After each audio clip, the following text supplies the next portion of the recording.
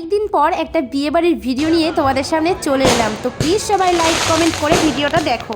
Hello বন্ধুরা, good evening, welcome back to Moumita lifestyle. সবাই কেমন আছো? আশা করছি ভালো আছো, সুস্থ আছো। আমিও কিন্তু বেশ ভালো আছি। তো আজকে তোমাদের সামনে নিয়ে চলে এসেছি একটা বিয়েবাড়ি। তো অনেক দিন পর একটা বিয়েবাড়িতে নিমন্ত্রণ এসছে, মাঝে একটা ছিল, তো সেটাতে আমরা যেতে পারিনি যেহেতু ছেলে অসুস্থ ছিল, আমি বাড়িতে ছিলাম না। তো সেই জন্য না সেই বিয়েবাড়িটা আমরা মিস করে গেছিলাম। আবারও কিন্তু বিয়েবাড়িতে নিমন্ত্রণ পড়ে গেছে, তো এটাতে কিন্তু আর মিস নেই। আর আজই সেই বিয়েবাড়ির অকেশনটা তোমাদের সাথে আমি শেয়ার করব। তো যেহেতু বিয়েবাড়িতে যাব বলে সেরকম কোনো কাজ তোমাদের সাথে শেয়ার করলাম না। আর শাড়ি ঠাড়িগুলো বের করব, এদিকে সাদা কুজার জিনিসগুলো বের করতে হবে, তার সাথে আলনাটা কিন্তু বেশ খানিকটা হরিয়ে গেছিলো। তো ভাবলাম যাই হোক আজকে একটুখানি মোছামুছিগুলো করে নিই, কারণ আলমারি ঠালমারিগুলো একটু মোছামুছি বাকি আছে। তারপরে ড্রেসিং টেবিলটা একটু গোছাবো। আর যেসব জামা কাপড় কাচা ধোয়া করেছি বেশ কিছুদিন ধরে, সেগুলোও কিন্তু না সমস্ত কিছু ছড়ানো রয়েছে। আর এদিকে চলে এলাম আমি ড্রেসিং টেবিলটা মুছতে। তো দেখো এই যে কলিং, তো কলিংটা দিয়ে আমি ড্রেসিং টেবিলটা মুছে নিচ্ছি। কলিং কিন্তু বেশিরভাগ কাচের জিনিসই মোছে, কিন্তু কাচের জিনিস মুছলে কি হবে, আমি কিন্তু কলিংটা পুরোটাই পুরো ড্রেসিং টেবিলটাই আর কি মুছে নিলাম। আজকে ড্রেসিং টেবিলটা মোছার একটাই কারণ, সেটা হচ্ছে গিয়ে কি বলতো, ড্রেসিং টেবিলের মধ্যে থেকে জিনিসগুলো বের করেছি না, সাজাগোজা জিনিসপত্রগুলো সমস্ত কিছু বের করে রেডি করে রেখে দিয়েছি, যাতে সন্ধ্যাবেলাটা গোছাতে কোনো অসুবিধা না হয়। হাতের কাছে সমস্ত কিছু যদি একবারে গুছিয়ে রাখি তাহলে কিন্তু কোনো অসুবিধা হবে না, একবারেই সব কিছু পেয়ে যাব। তো সেই জন্যই ড্রেসিং টেবিলের ভেতরে যত কিছু ছিল আমার সাজাগোজার জিনিসপত্র, তো বেশিরভাগ সব বের করেছি। তো ভাবলাম ঠিক আছে তাহলে একবারে আমি ড্রেসিং টেবিলটা মুছে পরিষ্কার করে নিই। তো ড্রেসিং টেবিলের সাইডে যেসব জিনিসপত্রগুলো ছিল, ফুলদানি, তারপরে ছোটো ছোটো কিছু শোপিস, তো সেগুলো ভালো করে মুছে পরিষ্কার করে নিলাম।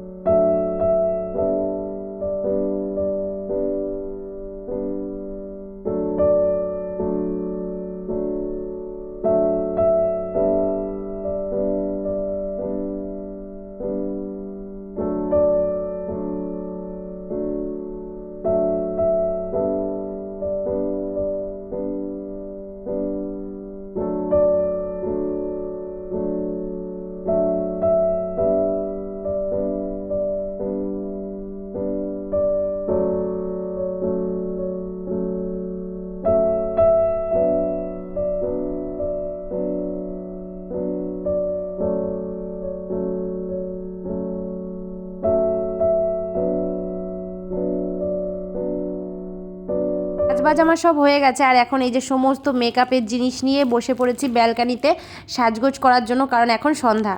তো দেখো সাজগোজ আমার পুরোপুরি কমপ্লিট হয়ে গেছে। আমাকে কেমন লাগছে প্লিজ কমেন্টে জানিয়ে দিও যে কেমন লাগছে। আজকের ভিডিওটা কিন্তু দারুণ ইন্টারেস্টিং হতে চলেছে, তো চলো পুরো ভিডিওটা তোমরা এনজয় করো। তো চলো, দেখো বিয়ে বাড়িতে আমরা চলেও এসেছি, আর এসেই দেখছি যে বর ঢুকে গেছে। তো এই যে বরের গাড়ি দাঁড়িয়ে রয়েছে, আর এই যে আশেপাশের যেসব লোকজন, তো এনারা সবাই হচ্ছে বরযাত্রীর লোকজন, ঠিক আছে। আর প্রথমেই আর কি এসেই মেয়েকে দেখার আগেই কিন্তু জামাইকে দেখে নিলাম। আর এটা হচ্ছে গিয়ে তোমাদের দাদা ভাই আর কি, তার যে এক বন্ধু আছে তার মেয়ের বিয়ে, ঠিক আছে। তো দেখো এই যে জামাইকে বরণ করেছে শাশুড়ি মা আর কি, জামাইয়ের যে শাশুড়ি মা সে আর কি বরণ করে নিচ্ছে, আর আমাদের সম্পর্কে দিদি হয়।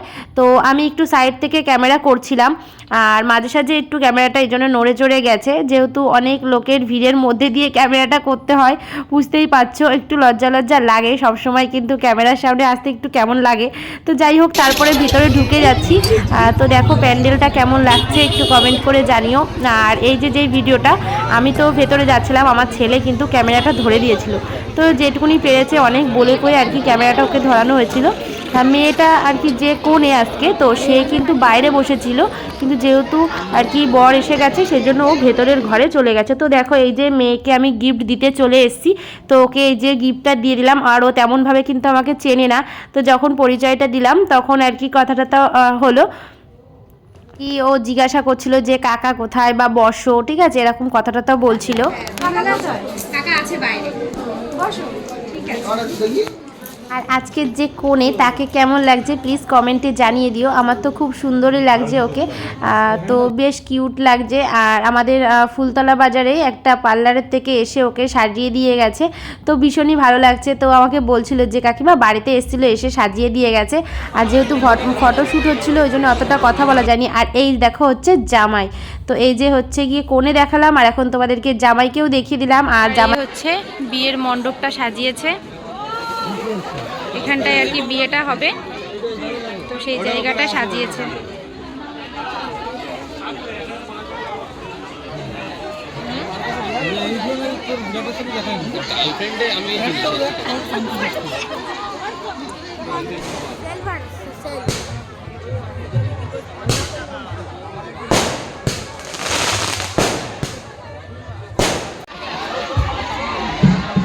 তোমাদেরকে তো দেখালাম ফুচকার স্টল, আর আমি একটা কফি নিয়েছিলাম, শীতের সময় গরমা গরম কফি। আর আমার ছেলে চলে গেছিলো পকোড়া নিতে, কারণ পকোড়া তো ওর সব থেকে ফেভারিট, তো ও চলে গেছিলো পকোড়া নিতে। আর পকোড়া আর ফুচকার ওখানে ভীষণ ভিড়, আমি তো যেতে পারিনি, ছেলে নিয়ে এসে দিয়েছে, সেটাই আমি খাচ্ছি, কারণ যেতে পারি না। আর আমার একটু কেমন জানি লাগে, ওই জন্য না তোমাদের দাদাভাই বা ছেলে ওরাই এনে দেয়।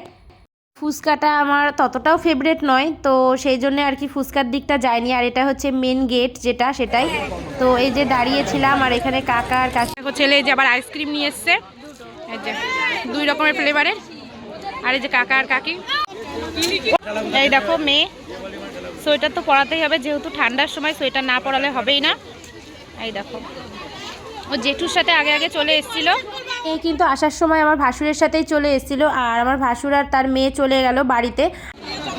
ওই যে হচ্ছে আইসক্রিমের স্টল।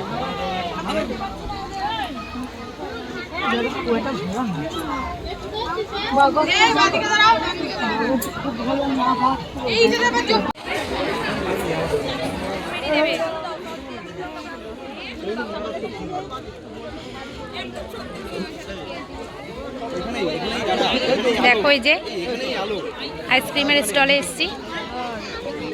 না ওটা নেবেন, ওটা তুই নে, আমি স্ট্রবেরি নেবো, নিয়ে নে ওখান থেকে স্ট্রবেরি নে, আছে ওইটা, হ্যাঁ ওটা।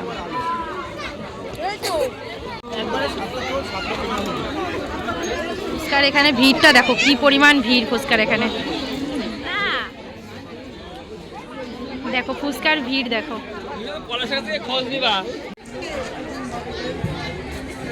আমি আইসক্রিম নিয়ে চলে এসেছি, আমি এদিকে আইসক্রিম খাচ্ছি, আর ওদিকে আমার ননদরাও এসেছিল, যে ননদের মেয়ে, ছোটো মেয়ে, মেজো মেয়ে সবাই মিলে এসে ওরা চলে গেল খাওয়া দাওয়ার ওখানে। আর আমি এই যে বাইরে দাঁড়িয়ে দাঁড়িয়ে আইসক্রিম খাচ্ছিলাম। তো তারপর দেখো একটু ফটো তোলার জন্য ছেলেকে বললাম যে বাবা একটু ফটো তুলে দে, তো সেই জন্য ফটোর বদলে ও একটুখানি ক্যামেরা করে দিয়েছিল, তো সেটাই তোমাদের সাথে একটু শেয়ার করলাম। এই যে মেয়ে আর আমি পাশাপাশি দাঁড়িয়েছিলাম একটা ফটো তোলার জন্য, তো সেই জন্যই আর কি। এরপর আমরা বাড়ির দিকে চলে যাব। দেখো শীতের বিয়ে বাড়ি মানে একটাই সমস্যা, এত কষ্ট করে সেজে গুজে গেছি, এখন বাড়ি এসে এই রাত্রেবেলা সমস্ত কিছু খুলতে হবে। আর এই চাদরটা নিয়ে গেছিলাম সাথে করে, তাই বাবা নালে একদম ঠান্ডায় যেতাম শেষ হয়ে। তো চলো চেঞ্জ করে নিই, এখন পাক্কা 12টা। তো দেখো আমার চেঞ্জ করা হয়ে গেছে, তো চুলটা খুলতে পারছিলাম না একা একা, ঠিক আছে, কারণ চুলটা আমাদের এক ননদ এসে বেঁধে দিয়ে গেছিলো, ও সাজিয়ে দিয়েছিল, তো চুলটা না খুলতে পারছিলাম না। তোমাদের দাদাভাইকে বললাম, তো ও একটু চুলটা খুলে দিচ্ছিল। হ্যাঁ হ্যাঁ, ওটা সাদা ফুলটা ছিল।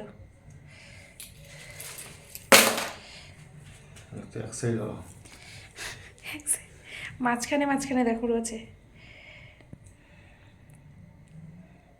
দেখো জীবনে প্রথম আমার বর আমার চুলটা খুলে দিচ্ছে, মানে এত ঠান্ডা লাগছে, আমি বলছি কি একটু চুলটা খুলে দাও, তো জানে না তো যে কোথায় কি ক্লিপ আছে, খুঁজে বেড়াচ্ছে, দেখো ক্লিপ খুঁজছে, বলছে এতগুলো 25টা খোলা হয়ে গেছে, সব টাকা ক্লিপে চলে গেছে।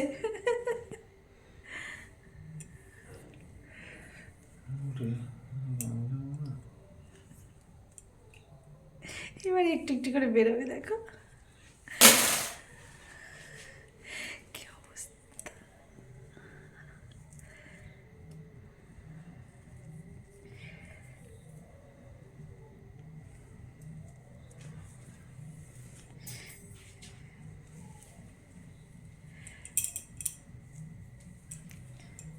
এবার দেখো চুলটা কি সুন্দর লাগছে, সামনের চুলগুলো কুকড়ে গেছে, ভালো লাগছে না?